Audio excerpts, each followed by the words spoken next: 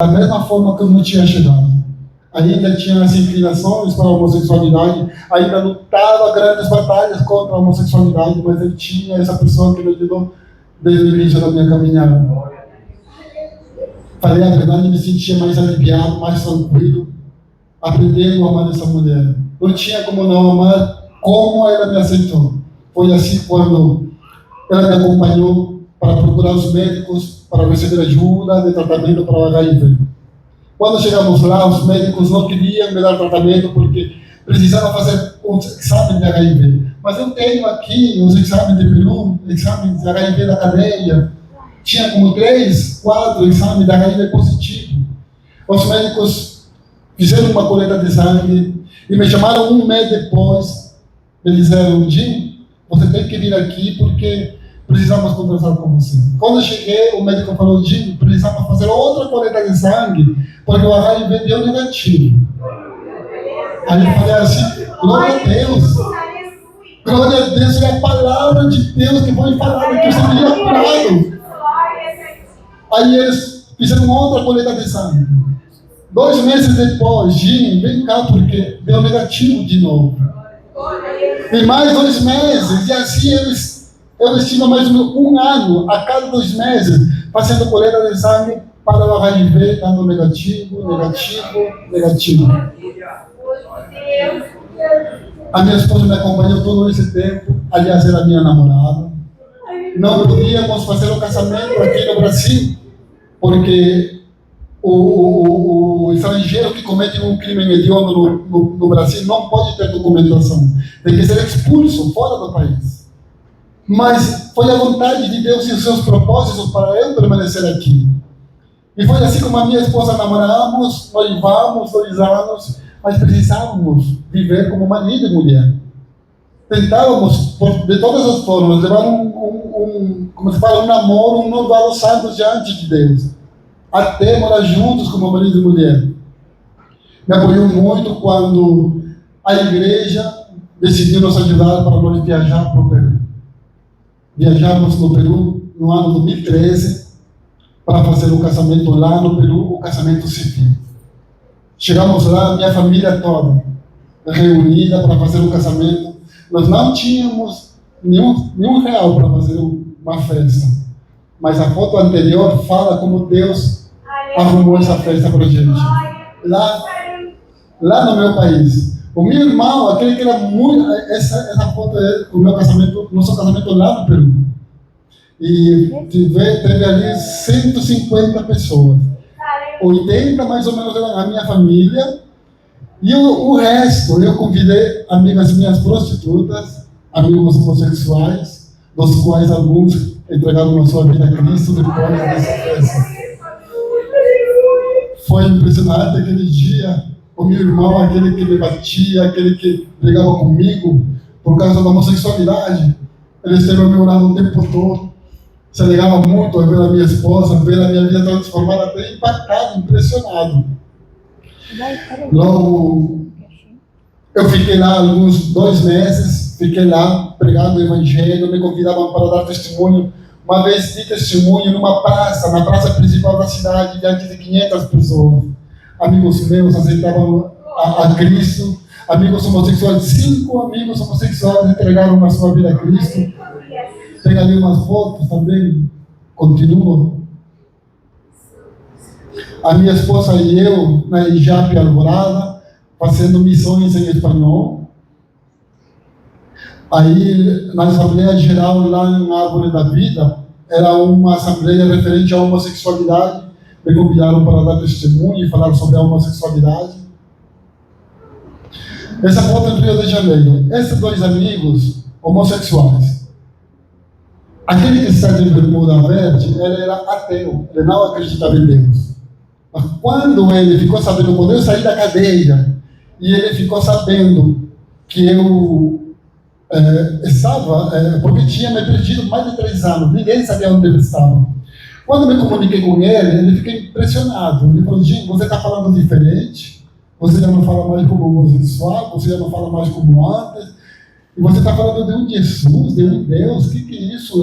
Você sabe que Deus não existe? E eu comecei a falar para ele do Evangelho, da palavra de Deus.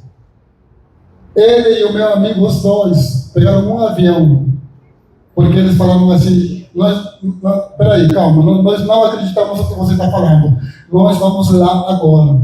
E eles pegaram um avião, chegaram aqui, aquele que era ateu, um mês depois, morando junto comigo, ele aceitou a Jesus, entregou a sua vida a Cristo. O outro aceitou a Jesus voltando para Peru. Depois que aceitou a Jesus, ele me ligou: Jim, eu estou me lançando para prefeito da cidade. Eu falei assim: você vai ganhar porque Deus vai te dar a vitória. Eu falei para ele: você entregou a vida dele e ele quer honrar você. E ele ganhou por segunda vez prefeito da cidade. Um homem que era homossexual, também conhecido na cidade. Essas pessoas foram as primeiras que eu ganhei para Cristo, que aproximei de Cristo. Aliás, eu sou de meio, tá? Assim foi como aí essa foto quando eu fiz 5 anos na faculdade de teologia.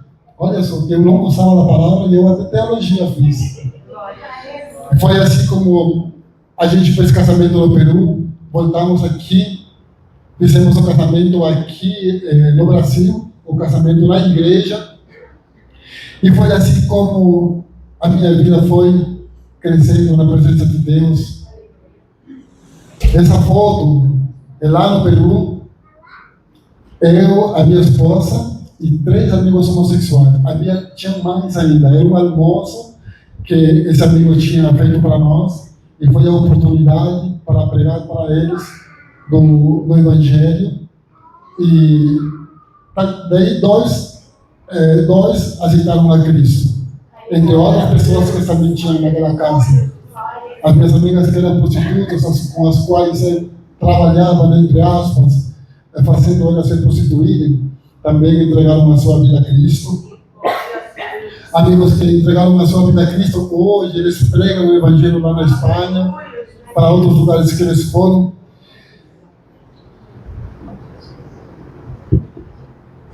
Essa é a minha história, esse é o testemunho do poder de Deus que impactou a minha vida.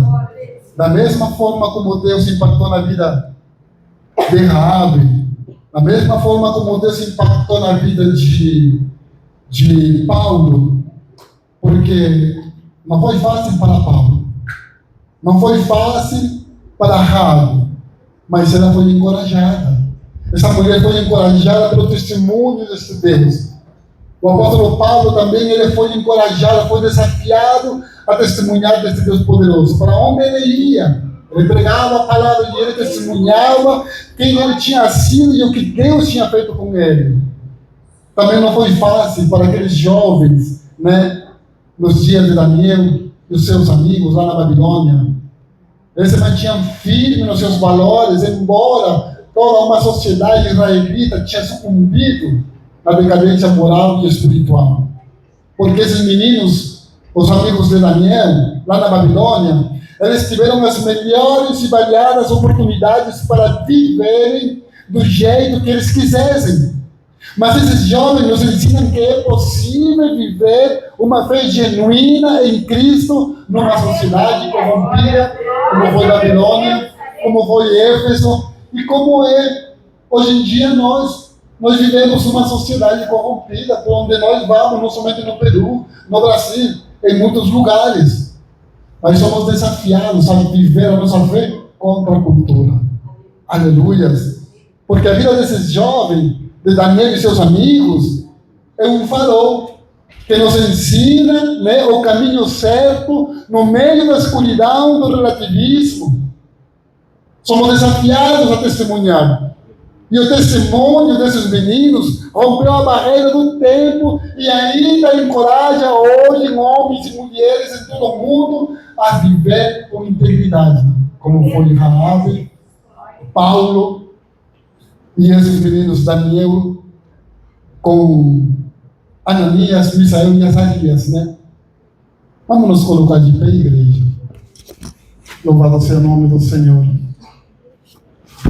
Eu quero concluir com um texto de Paulo a Tito. É um texto que eu sempre gosto. Um texto que fala no capítulo 2 de Tito, 11 e 13, diz assim: porque a graça de Deus se manifestou salvadora a todos os homens. Ela nos ensina a denunciar a impiedade e as paixões mundanas e a viver de maneira sensata, justa e piedosa nesta era presente, enquanto aguardamos a bendita esperança, a gloriosa manifestação do nosso grande Deus e Salvador, Jesus Cristo. Aleluias. Veja que essa graça de Deus Salvador se manifestou para todas as pessoas, assim como se manifestou para Raabe, se manifestou para Paulo, se manifestou para muitos homens, se manifestou hoje para nós também, como se manifestou para mim. Mal pensava, mal imaginava eu que um dia a minha vida seria alcançada. Mal imaginava eu que um dia estaria aqui como pastor pregando a palavra de Deus. Esse é o nosso Deus poderoso. Ele nos desafia hoje. Ele hoje nos desafia a nós a vivermos uma vida com integridade. Foi fácil para mim? Não foi fácil para mim. Não foi fácil renunciar a todas essas coisas. Porque ainda quando estava na igreja, e ainda quando eu estava com a minha esposa, quando era minha namorada, eu tinha essas lutas. Sempre que eu chegava em casa e falava para ela, ora por mim. Nos colocamos os joelhos. Eu teve um assunto lá na rua, era no ônibus, era na rua, era no mercado. O inimigo sempre acertava, porque ele sabia qual era a minha fraqueza. Ele sabia qual era a minha dificuldade. E a maior batalha que eu tive durante todo este tempo foi a homossexualidade, com a qual lutei até vencer em nome de Jesus. Em nome de Jesus. Nós estamos livres de sermos atacados, de sermos tentados por qualquer coisa do passado. Porque a palavra de Deus nos ensina e nos diz que Jesus ele nos libertou do poder do pecado, mas não da presença do pecado. O pecado sempre vai estar diante de nós, mas não somos mais escravos do pecado. Jesus nos deu poder, o Espírito de Deus agia, não de medo nem de covardia, mas nós temos poder para subjugar o pecado. Nós temos poder em Cristo Jesus, é Ele que nos dá esse poder. Aleluia, porque ainda quando nós somos fracos, é aí que nós somos fortes, porque o poder de Deus se aperfeiçoa nas nossas fraquezas. Louvemos e glorifiquemos a este Deus. Santo Deus eterno, Senhor Deus Pai, Deus Todo-Poderoso, nós louvamos, glorificamos e agradecemos o teu santo nome. Obrigado, Senhor Deus, por essa tamanha e magnífica salvação que o Senhor alcançou nas nossas vidas naquela cruz, ó Pai. Deus, em nome do Senhor Jesus, nós te louvamos, te glorificamos, Senhor Deus. Pois essa salvação, Pai, nos libertou do poder do pecado. O pecado não tem mais poder sobre nós, ele não nos escraviza, porque nós somos filhos por adoção. O Senhor me libertou do seu coração. O Senhor nos deu um novo coração.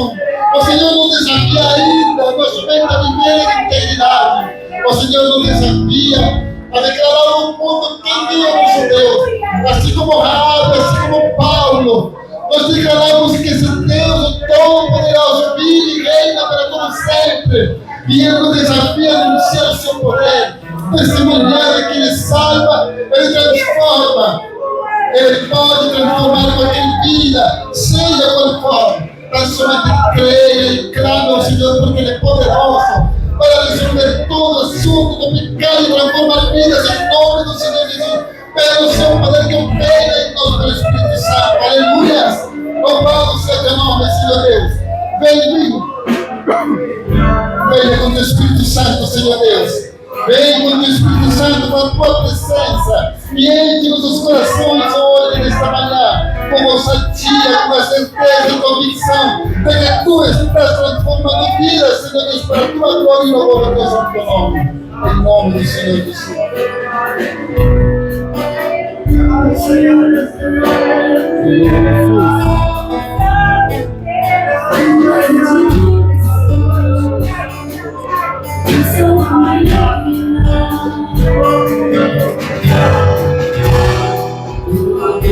Pode passar, teu amor jamais.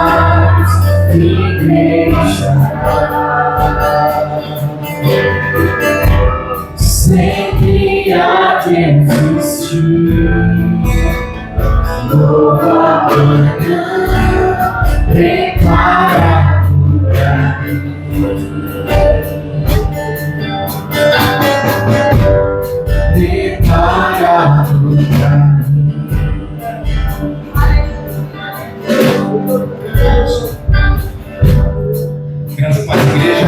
Amém. Vamos orar mais um pouquinho. Quem aqui foi impactado pelo poder do Espírito Santo também?